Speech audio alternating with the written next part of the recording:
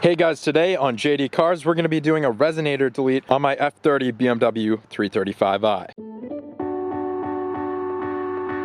So the new M3 style body kit on my F30 here has made the car look a lot more mean, but with this stock exhaust here, it certainly does not sound mean at all. So today we're gonna try to fix that with the Resonator delete. So while I am performing this Resonator delete on my 2012 BMW F30 equipped with the N55 engine, this Resonator delete process is going to be applicable to almost any car as long as the Resonator is positioned in a straight section of pipe. I'm not expecting this to make the car insanely loud or obnoxious. It'll probably make it sound a bit more sporty, but I will be doing more exhaust modifications in the near future. All right, so let's get my dad's 550 out of the garage here, get the F30 in the garage and up on the lift.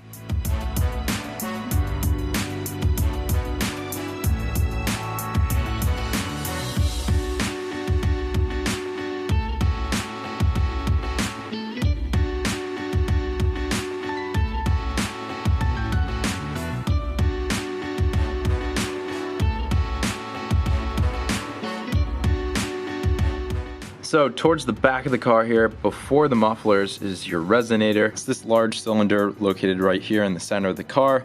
It's about 16 inches in length and maybe 5 inches in diameter. Similar to your big muffler box in the back of the car, this Resonator is responsible for toning down the sound of the car, which is exactly why we'll be removing it today. So I'll give you a quick rundown here of the materials needed for this job. So after removing our Resonator, we're gonna have to replace it with something. That's what this pipe is for. I have an 18-inch long by 3-inch inner diameter pipe here.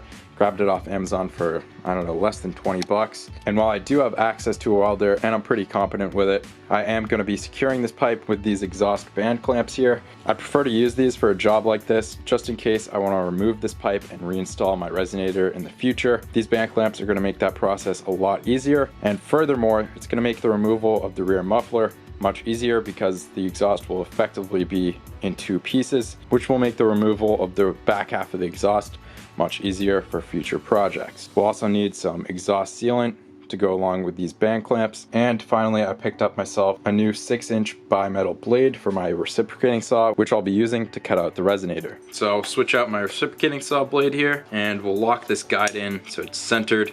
And I actually measured, try to show you here. At this point here, when the blade is fully retracted, the distance from this guide here to the tip is just a little bit more than 3 inches, which is perfect for my application because I have a 3-inch pipe, and obviously I don't want this blade going any further than it needs to past the pipe and ramming into my car and damaging things. So be sure to take your blade length into account when planning for this project. So I've measured out my Resonator here. From this weld to the weld on the other side, it's 16 inches. Keep in mind we have an 18-inch pipe, so I'll trim 1 inch off of either end of that new pipe, and I'll be making my cut with my reciprocating saw on the outside of the weld on either side here to make the reinstallation process of this easier should I want to do that later down the line.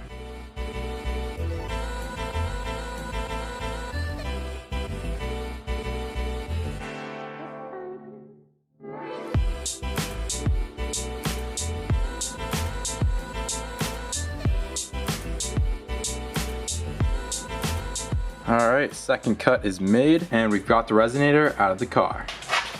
I'm interested to see what's actually inside of this. Let's take a look here. Alright, so it is actually a pipe, but it's kind of difficult to show you here just because of the lighting.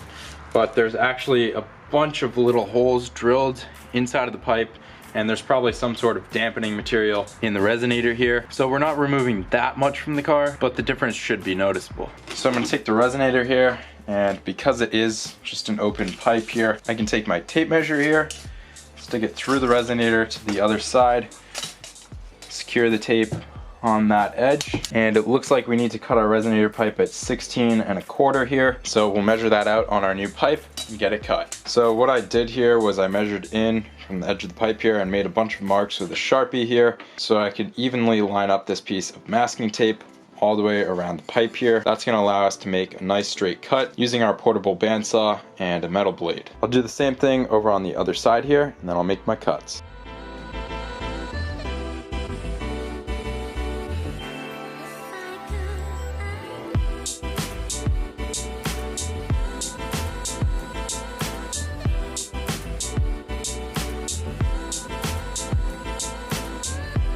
Alright, made my cuts, cleaned up the edges with a grinder really quickly. Now we're going to take one of our band clamps. Because of the ends of this pipe are flanged outward a bit, you'll need to unscrew these two nuts as far as you possibly can. I unscrewed them all the way, like so, and then just gave it maybe half a turn there to keep the nut on there. And this will allow us to slip the band clamp over the pipe, like so. I'm going to push mine all the way down so that it's flush like this. And by fully sliding on these two band clamps, we can now put this pipe in place of our resonator, slide the band clamp out on over our existing exhaust pipe, and clamp it down by tightening down these 15mm nuts and bolts. It's also advisable to apply some exhaust sealant. You'll want to wet the surface with some water, and then using a glove, apply it to the inside of the band clamp and the pipes. So let's get this thing installed.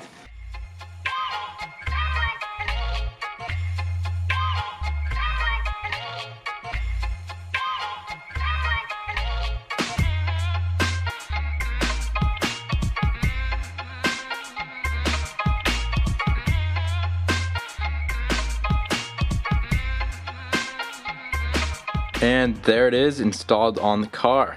I'm not gonna lie, I was actually pretty concerned about the fitment of this pipe and these band clamps because of the tapered ends and the flanges, but it actually worked out really well. I'm really happy with the fitment. As you can see, the clamp's fully closed, so we have a really good seal, and this pipe is very well secured. I can shake the entire exhaust system all the way back to the muffler tips and all the way up to the headers, so I'm not worried about this coming out. It's very well secured. I've used these band clamps for electric exhaust cutouts in the past, and they always amaze me by how strong they are and what a good job they do. Just a quick note, I do have a quad exhaust setup on this car because I converted the rear bumper to an M3 style rear bumper. That being said, I do still have the entire stock exhaust setup with the exception of a recently removed resonator there. I just switched out the rear tips to a quad tip setup. Other than that, the car is completely stock in terms of being a 335. But anyways, I'm really excited to see if there's a noticeable sound difference here. So let's get this thing on the ground and see what it sounds like.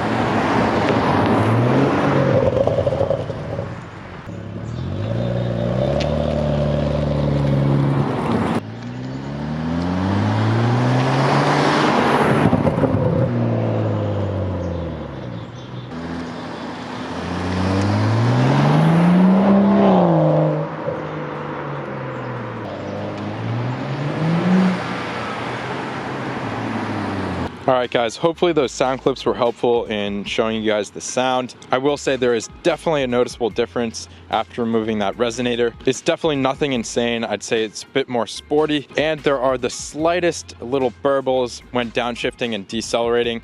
I'm not sure if the camera captured them, but there are some very slight little burbles. I think it sounds good if you're not trying to go for a really crazy exhaust and you just want to subtly improve the sportiness in the sound of your car. I think this is a good way to go. I will be bypassing the muffler later on, which will make the car a whole lot louder. But until then, this will be fun. I hope you guys enjoyed this video. If you haven't already, be sure to check out my BMW M3 style conversion. I installed this M3 style front bumper, fenders, side skirts, and of course this rear bumper with the custom quad exhaust. Please leave video suggestions down below in the comments. Smash that like button, it really helps me out with these projects. And be sure to subscribe for more BMW content if you haven't already. Thanks for watching guys, and I'll see you next time on JD Cars.